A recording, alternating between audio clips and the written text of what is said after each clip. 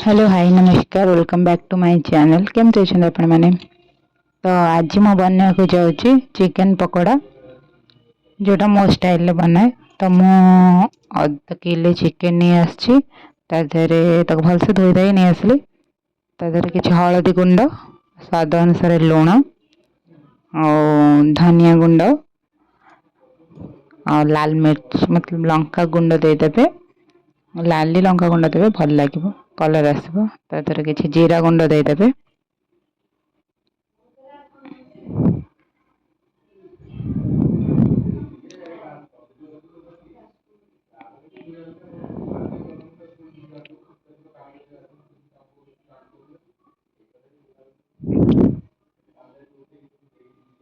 देखो मैं किसी जीरा गुंड भी दे देइछि। तापरे आपण एथिरे दीटा अंडा देदेवे भांगी के अंडा दीटा देदेवे टिके सोरिष तेल देदेवे मुझे सोरिष तेल दे टिके अदा रसुण पेस्ट भी करी नहीं आग अदा रसुण पेस्ट किसी देदेवे देखो ताधरे गोटे फाड़ लेंबू देदेली कहीं लेंबूटा देले से टिके मैरिनेट कर रखीदे चिकन टा जल्दी सीझी जाए मुझे गोटे फाड़ लेंबू दे देइछि।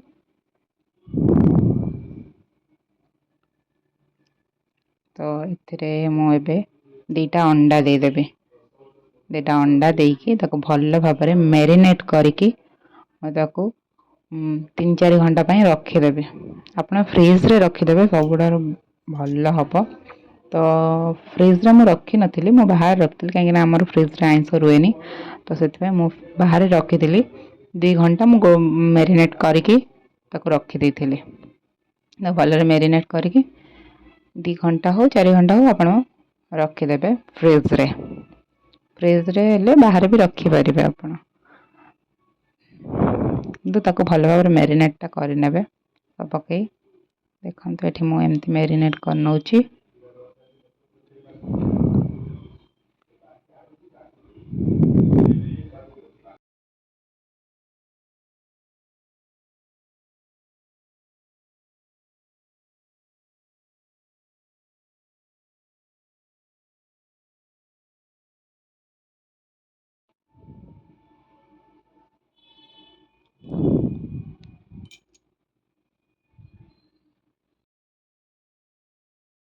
तो ये मोर 2 घंटा हो गला तादेर किसी कॉर्नफ्लावर देदबा देखो तो कॉर्नफ्लावर देकी भलसे गोलई देवी मु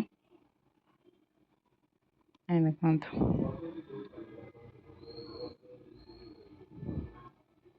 गोलई की मु रखदेली तापर एबे कढ़ाई रे तेल गरम करवा तेल गरम करके तादेरे मु पकई देइछि। ए देखो केते सुंदर हेछि देखो ये चिकन पकोड़ा रेडी हो जाइछि। जदि वीडियो आप भल लगी था लाइक शेयर एंड सब्सक्राइब करदे। जय जगन्नाथ राधे राधे।